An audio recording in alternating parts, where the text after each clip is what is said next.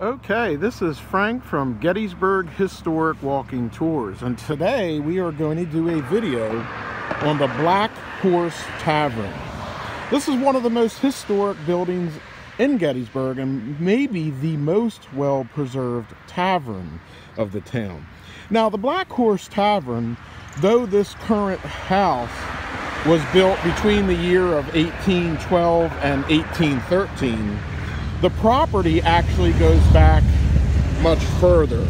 A man named William McClellan originally built a tavern here in the 1740s, around 1747. And it was quite popular. It was a wooden building, and during the 1750s, he sold alcohol here at the tavern. Now, one of the things that McClellan didn't do was he did not apply for a liquor license. Now, the reason that this spot was so popular, and as you can hear by the cars going by in the road, this road goes back to 1791, and at the time it was called the Nichols Gap Road. Today it would be 116, and it went to Nichols Gap. Now, Nichols Gap no longer exists today, but the towns of Fairfield and then out to the Gap, heading toward Hagerstown, was the Nichols Gap area. And this was a major interstate for traders to come by on their way eastward toward the Susquehanna Valley. And this was one of their stops. They could stop and get their livestock watered and fed and stay for the night, have a drink. However, in 1753, Mr. McClellan was fined because he did not have a liquor license. Now, his son would later apply for that liquor license, and this would be in the McClellan family, William McClellan, then his son, and then his son. And it would stay that way through the 1800s. Now, in 1809, where you see this bridge today here crossing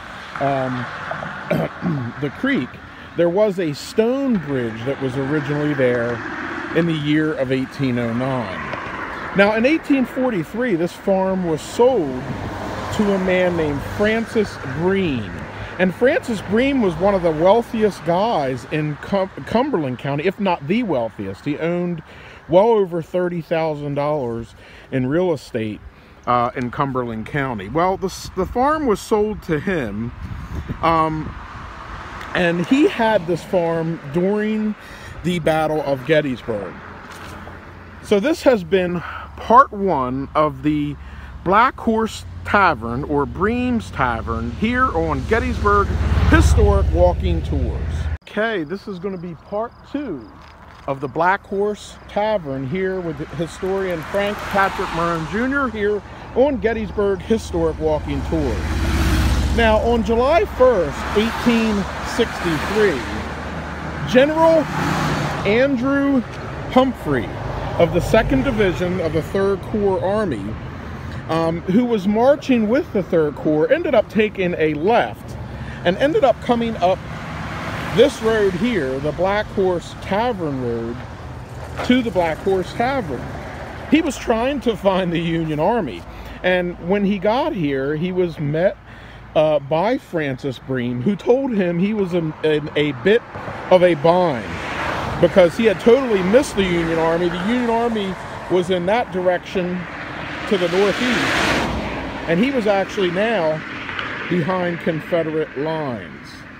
So, of course, Humphreys, knowing this, made an about-face and headed back in that direction and would make his way back to find the Union Army. But that was something that happened here on July 1st of 1863. Now, later in the evening, General McLaws' division arrived here late on the 1st, and they made this area their campsite. And that would be very important because this would later be a field hospital for McLaws' division, and we'll talk about that a little bit later on. Now, on July 2nd, another Confederate general, James Longstreet, would come by this tavern, and this was when his original plan to attack was thwarted, and he had to find a way to get his men on the right of the Confederate line. And he spent several hours on the afternoon of July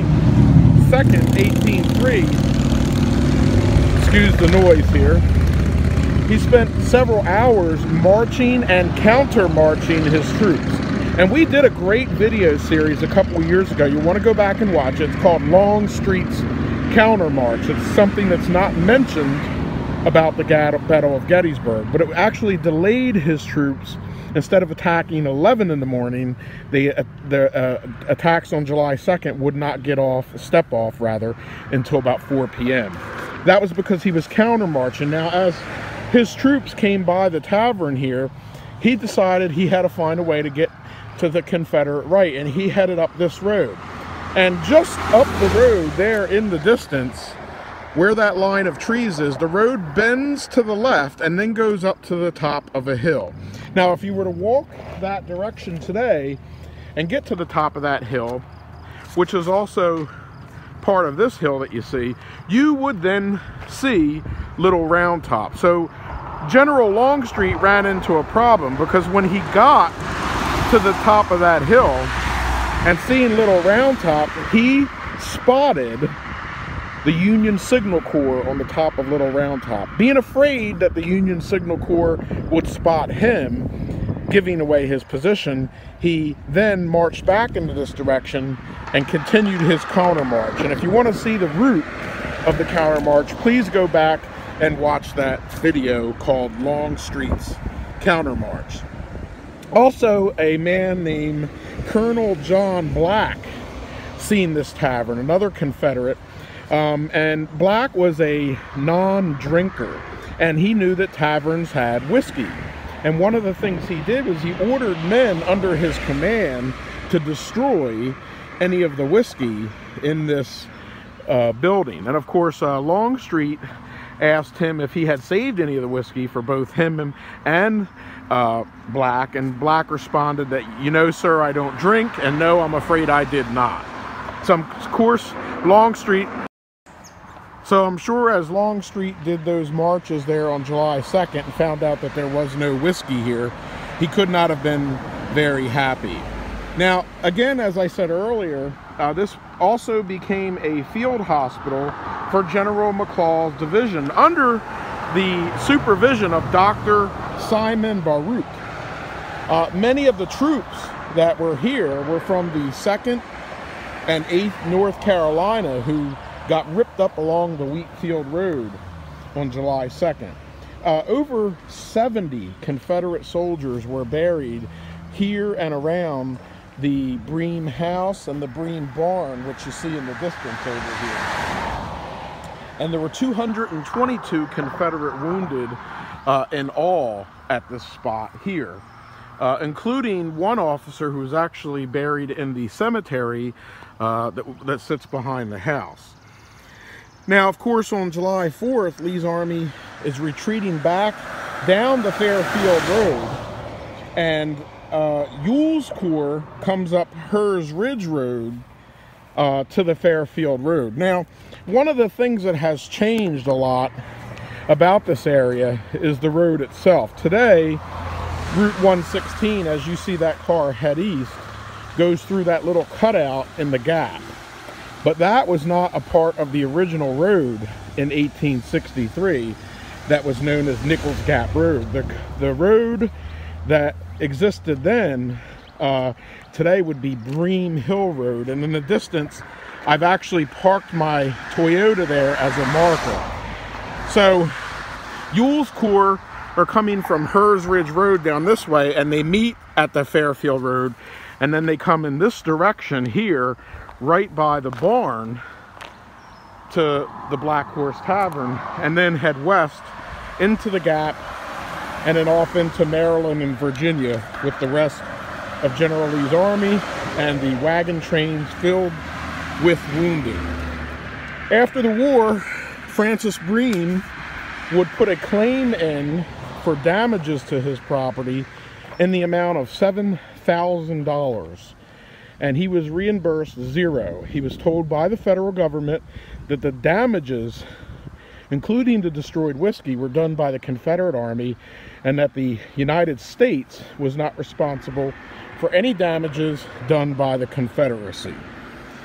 This stayed into Frederick Bream's hands almost to the end of his life.